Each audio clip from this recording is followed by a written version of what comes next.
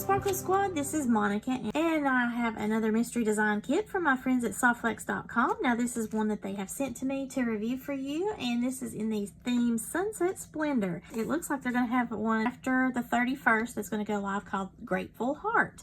So I'll be sure to post any of the links below in my description. So we have a monthly design challenge, and then you get to participate in their very important beader studio group on Facebook. So if you want to participate in this, usually on the last Wednesday of the month, they do their reveal of the kit, and then you can see what designs they're going to do with that, and then you can actually then create your own, which is a lot of fun. And then if you want to be in the running to possibly win your own kit, you just submit the pictures to them on their Facebook group and make sure that you tag it with whatever the kit hashtag is for that month, and then you might be selected to win a kit. So let's open the kit, and of course, you know, that's my favorite part just about. I mean, aside from obviously the beads, I love how they coordinate their twine and their stickers and the cute little tissue paper colors. I've never seen this color tissue paper before. We've got some of the findings. We have their SoftFlex crimp tubes, and these are very handy for their specific bead stringing wire. This is a garnet color that we're getting this month. I love this color. And I don't know, this screams like fall to me, and I am so ready for that because it is too dang hot outside, guys. I don't know if you all are experiencing really hot temperatures, but man, it's about to get me. Now, if you're not familiar with their wire, they have, like I said, a plethora of colors, but these are 49 strands, which means there's 49 strands compressed together inside this coating here that is a nylon, I believe. Yeah, nylon coated, and it is all compressed so that you get a lot more strength within your bead stringing wire, or as the types of beads, or even if you're going to be knotting the cord or the bead stringing wire, you only see the one, and then it fits nicely in these size 2 crimp tubes, and then most of the beads that you have in any kind of the kit that you get. Now, I've seen Sarah and quite a lot of others do the magic crimper tutorial, and this is just different from your regular crimper in that it's got that one little circular kind of shape, whereas your regular crimper's got the U shape. It kind of makes a little indentation, and then you do an oval, and then you have like a 2 to 3 steps. This is just one step here, but I'm not really a professional on this yet, but it is very handy with their particular crimp tubes because they're a little bit thicker than the usual kind of crimp tubes. They're the same size, the size 2, but when you go to go all around the crimper, it does actually create like a rounded bead effect. So that's kind of nice. If you don't want to use crimp covers, you could do that, and then just, you know, practice makes perfect.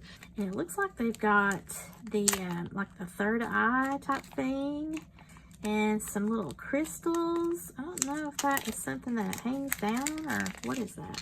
They're flat backs. One side of it has a design, like a floral design, and then the other side has an opening. So if I wanted to put the, oh, and it fits too. So yeah, definitely, you know me and Sparkle by Monica, I'll be using some of my E6000 glue to put those on, and then that way one side will sparkle like an eyeball, and then the other will have that pretty floral design. That'll be interesting. The other part to that is your lobster claw clasp for your bracelet or your necklace, however you want to do that, and some French hook style ear wires. We can make a couple of pairs of earrings in that gold plated color. This is kind of an interesting bead mix. They have some really cool connector looking things here. You got 3 holes on the bottom and 1 hole on the top, so you can make like a chandelier style earring or a pendant or whatever you want to do with that. And then look at these beautiful petals, dusty pink paddle beads. Well, that's apropos, isn't it? It looks like a little paddle. And I love that dusty pink, and it's got just a hint of like a blackish brown in there. Pink and brown, that just reminds me of like a cherry, chocolate cherries. And then we have these dark brown lentils. That's what these are. Check glass 2-tone beads. That might be what this is because it's got like a little dusty pink up top, but then it's that golden topaz color at the bottom. And then we have these teeny tiny pinch beads in a red. So these are teeny tiny little baby pinch beads, and it just looks like, boop, I pinched it.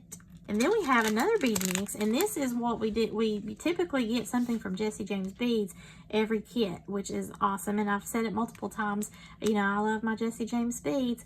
the different types of mixes that they have inside those SoftFlex kits coordinates overall with the other items that you might get. And these are beautiful fall colors. I know it's summertime, but I am in love with that. I mean, look how rich and vibrant that is.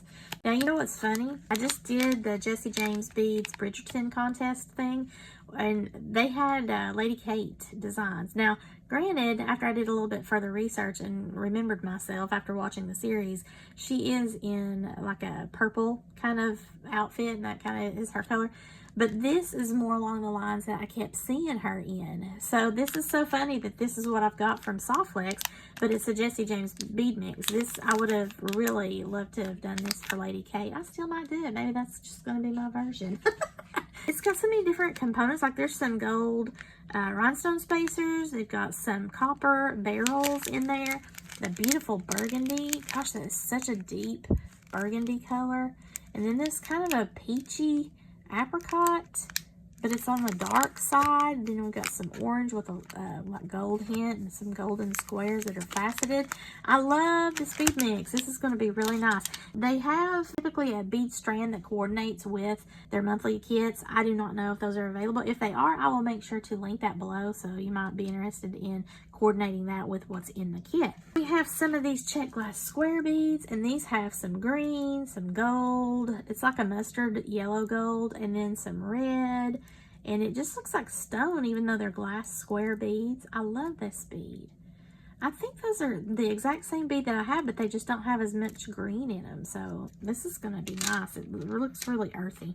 Okay, then we've got a check glass copper color gem cut rondelle. Now, I'm not seeing the copper color, really.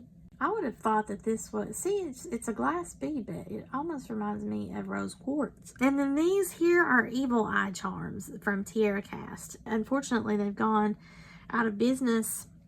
Tierra Cast has, but they're going to have a little bit of a split kind of takeover solution, should I say, and that's going to be better than it just completely going away. So that was nice to hear.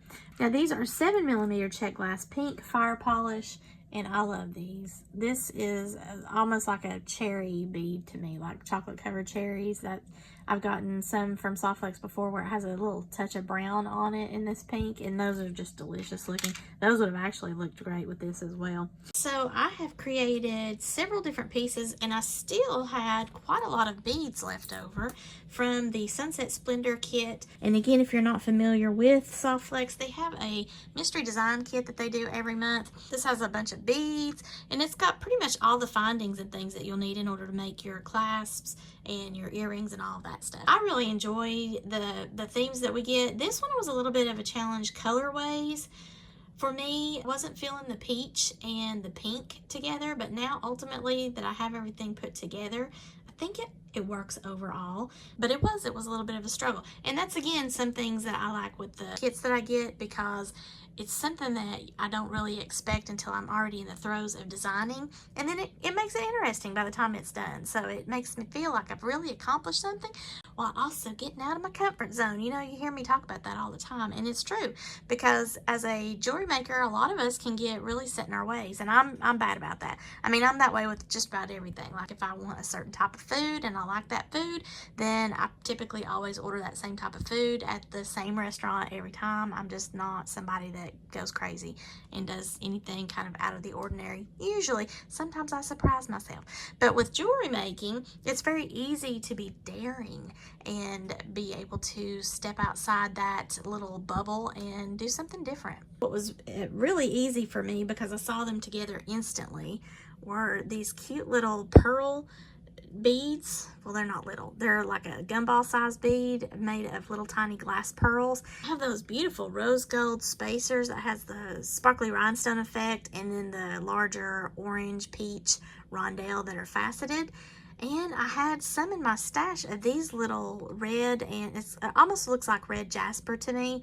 Those went very well with the square beads that I had in my stash. You can see them here together in my little container.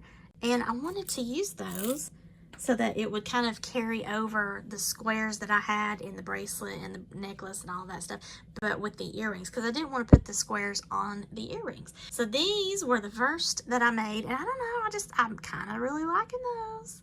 I'm not really much into the gold, but that's what we had to work with this time. I think it works well overall because we are dealing with some rose gold findings. And then next up is this bracelet. Now I made this a little bit larger than usual, like if I was going to wear it.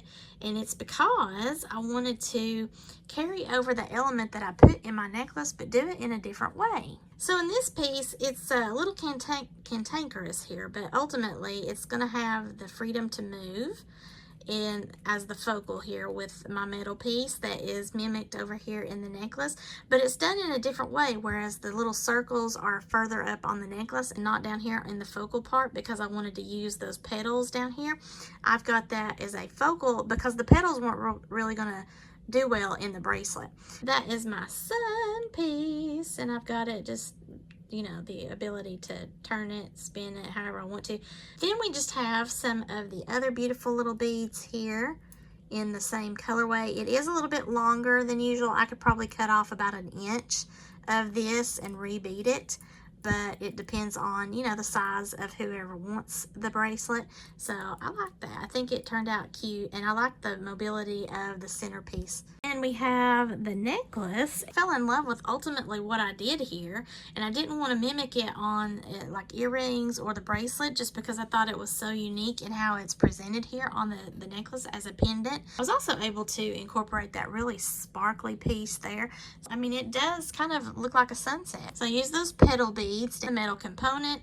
I put some of those little sparkly bicones in there with some of the rondelles in the pink, and then I incorporated some of those glass pearls and a lot of that check glass. We've got some gold, we've got some rose gold. Up here we have another pair of earrings, and I was able to glue in those rhinestones on the eyes. I think these are supposed to be like the evil eye, and it's not really supposed to be anything evil, so don't anybody come at me in the comments, okay? It's supposed to ward off evil, I believe is what. It's cute as far as having that going with the sun vibe here. So, you know, the Eye of Ra in the Egypt, if you want to go that route. You know, those are becoming actually kind of popular to have those cartouches in the check glass beads. I was surprised, but they're pretty cool looking. We've got the pretty petals here in the kind of a dusty rose pink mixed in with some of that tortoise brown in those little circles and some of those really very clear, transparent pink teardrops. We've got some of the jasper looking, to me, square beads, but they are check glass. As we go up to the piece where we have more beadwork in the actual necklace, and I just love the sparkle of all of this. Overall, does pull off a sunset. And as far as being able to end it, I had the lobster claw clasp and a split ring. Now on the necklace, I actually mixed the bead stringing wire. So for the pendant portion, I used the pink tourmaline. That's this. And I just wanted to have that pink because of the dusty rose down here. And I didn't want to have it to be a contrast until I got up in here because of these pink beads here. I needed to see that little pop of red, which that came into play via the garnet. You can see it just kind of pops through some of these, even that orangey topaz colored bead there. So that is a mix of the pink tourmaline in the pendant area and then the red garnet up here in the necklace portion. I hope that you've enjoyed looking at the pieces with me that I created using the SoftFlex Sunset Splendor. So if you like this video, please give me a thumbs up and share this with any of your jewelry making friends that might be interested in SoftFlex jewelry making supplies or any of the other content that I have on my channel. I would really appreciate those referrals, and make sure that you leave me comments below in the description so I know, you know, what was your favorite of the designs that I made? What are some things that you'd like to see on the channel? Things like that. It's always nice to hear from you guys, and I really do appreciate each and every one of you all stopping by. If you've not already subscribed to my channel, please do so, and thank you all so much for watching. Have a sparkle-rific day, y'all. Bye!